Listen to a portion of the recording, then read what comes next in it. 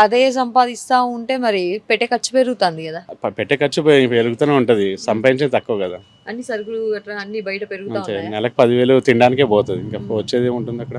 Interviews, podcasts, political ads, business ads, social media marketing, digital promotions. Contact KRTV 9281041008. Mail ID krtv.md@gmail.com.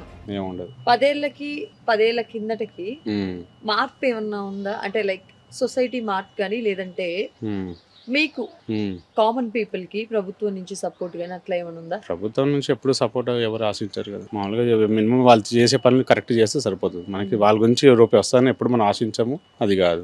మన కష్టానికి మన ఫలితం ఆశిస్తాం తప్ప ఇంకా వేరేది ఏం లేదు. ఆశించే విషయం గురించి మాట్లాడితే ప్రజలు చాలా హోప్స్ పెట్టుకొని కదా ఓట్స్ వేసారు ఈసారి, హామీల మీద ఆశలు పెట్టుకొని. ఇంతకు ముందు కొంచెం బెటర్ హామీలు ఇచ్చే విషయంలో, ఇప్పుడు అవి కూడా లేవు. మరి లేదు, హామీల కోసం ఓటేయలేదు కదా. మంచి చేస్తాడేమో ఓటేసారు, అది బిస్కెట్ చేశారు అంతే.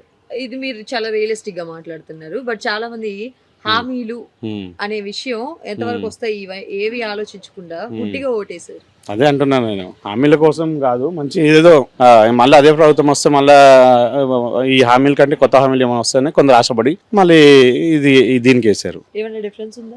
డిఫరెన్స్ ఏం లేదు, ఇంకా నష్టమే తప్ప లాభం ఎక్కడ ఎవరికి లేదు కదా. చూస్తా ఉన్నారా మీరు రీసెంట్ ఇష్యూస్ ఖమ్మంలో గానీ నాగర్ కర్నూలులో గానీ రీసెంట్ గా?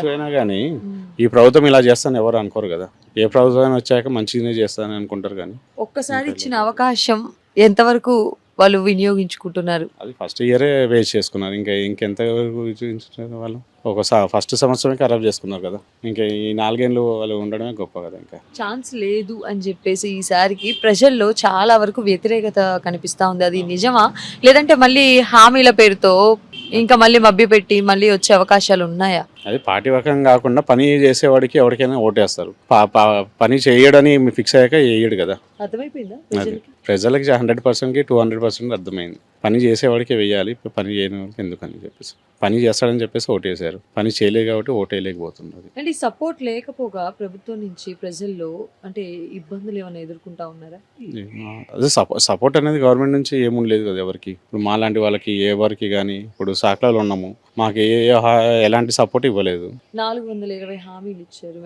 దానిలో ఆల్మోస్ట్ అందరికి అంటే అన్ని వర్గాల వాళ్ళకి మనం మాట్లాడకూడదు కానీ కులం మతం అనే పేరు, అదే ఏ కులమైనా కానీ ఏ కులానికి కాబట్టి మనం మాట్లాడాలి. ఇప్పుడు కులాల పేర్లు తీసుకుంటే లెక్క వేసుకుంటే మనకి ఏ కులానికి ఏ రకంగా సపోర్ట్ చేశారు అనేది క్లారిటీ లేదు. నాకు దోబిగట్ ఉంది, దానికి సంబంధించిన ఏ సపోర్ట్ చేయలేదు.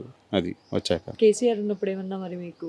ఆయన వచ్చాక కొన్ని చిన్నవి చేశారు, అప్పుడు కొంచెం ఇప్పుడు కొంచెం అని. ఇప్పుడు ఈయన వచ్చాక ఈ నెల నుంచి ఏం లేదు ప్రెసెంట్ అయితే. వ్యాపారాలు పెట్టుకోవడానికి లోన్ల పరంగా కానీ అలా లేదంటే అప్పుడైతే సపోర్ట్ ఇచ్చారు, ఇలా లోన్స్ ఇచ్చేవాళ్ళు బ్యాంక్ వాళ్ళు ఫోన్ చేసి లోన్స్ తీసుకోండి అని. ఇప్పుడేమో అది కూడా లేదు కదా. ఇప్పుడు బ్యాంక్ వాళ్ళు ఫోన్ కూడా చేయట్లేదు కదా లోన్స్ పెట్టుకుందాం అన్న కానీ. ఇబ్బంది ఎంతో కనిపించకుండా పడతా ఉన్నారు. అదే చాలా ఇబ్బంది ఉంది, మామూలు ఇబ్బంది కాదు. ఏమంటే ఈ పని చేసుకొని బతుకుతున్నాం. ఆ పని రాకుండా వేరే పని చేసే వాళ్ళు కూడా రియల్ ఎస్టేట్ ఎవరు కానీ అసలు వేరే పని చేసే వాళ్ళకి ఏ పని లేదు కదా.